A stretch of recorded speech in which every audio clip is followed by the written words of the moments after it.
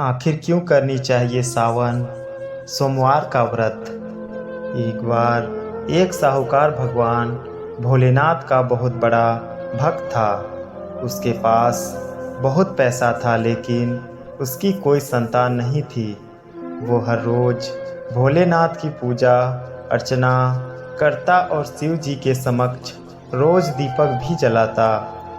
साहूकार की केवल यही इच्छा थी कि उसके घर संतान हो। साहूकार की भक्ति देखकर माँ पार्वती ने भोलेनाथ को कहा, आपका ये भक्त दुखी है, आपको इसकी इच्छा पूरी करनी चाहिए। भोलेनाथ ने माँ पार्वती को बताया, इसके पास पुत्र नहीं है और यही इसका दुख है। माँ पार्वती के कहने पर भोलेनाथ ने माँ पार्वती को बताया कि साहूकार के भाग्य में पुत्र योग नहीं है। अगर साहूकार को पुत्र का वरदान मिल भी गया तो उसका पुत्र केवल 12 वर्ष तक ही जीवित रहेगा। साहूकार ये सभी बातें सुन रहा था। साहूकार को ना खुशी हुआ ना गम। वो पहले की तरह पूजा पाठ करता रहा। एक दिन उसकी पत्नी ने एक बालक को जन्म दिया। उसके परिवार में जश्न का माहौल था, लेकिन साहूकार पहले की तरह ना खुश था ना दुखी। 11 साल की उम्र में साहूकार ने अपने बालक को उसके मामा के साथ शिक्षा ग्रहण करने के लिए काशी भेज दिया। साहूकार ने अपने साले को बोला, रास्ते में ब्राह्मण को भोज भी करा दें। काशी के रास्ते में एक राजकुमारी का विवाह हो रहा था, जिसका दूल्हा एक आंख से काना था। तो उसके पिता ने जब अति सुंदर साहूकार के बेटे को देखा तो उनके मन में आया कि क्यों ना इसे ही घोड़ी पर बिठाकर शादी के सारे कार्य संपन्न करा लिए जाएं। जब विवाह संपन्न हो गया तो जाने से पहले साहूकार के बेटे ने राजकुमारी की चुनरी के पल्ले पर लिखा कि तेरा विवाह तो मेरे साथ हुआ, लेकिन जिस राजकुमार के साथ भेजेंगे वो तो एक आंख का काना है। इसके बाद साहूकार का बेटा काशी पहुंच गया। राजकुमारी काने के साथ नहीं विदा हुई।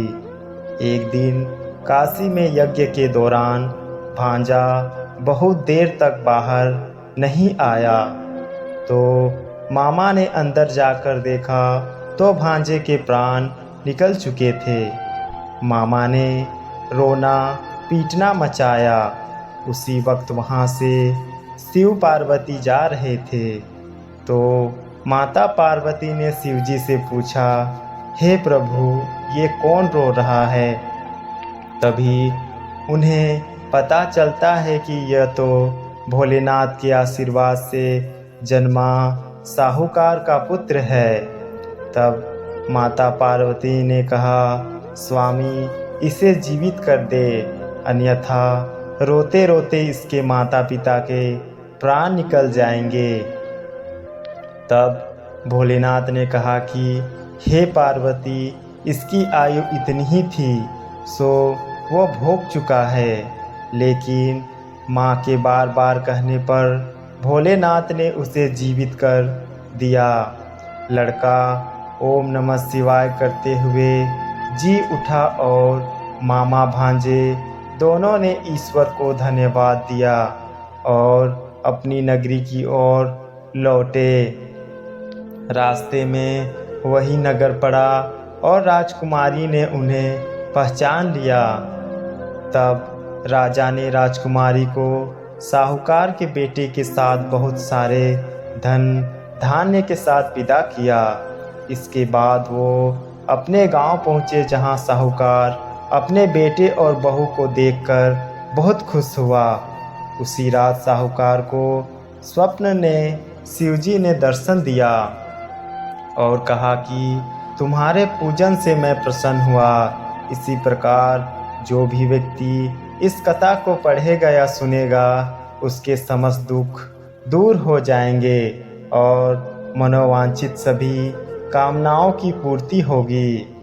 ऐसा माना गया है कि सावन के महीने में सावन सोमवार का व्रत रखकर अगर सावन सोमवार की कथा की जाए तो इससे सभी दुखों का अंत होता है और भोलेनाथ अपने भक्तों की सभी इच्छाएं पूर्ण करते हैं।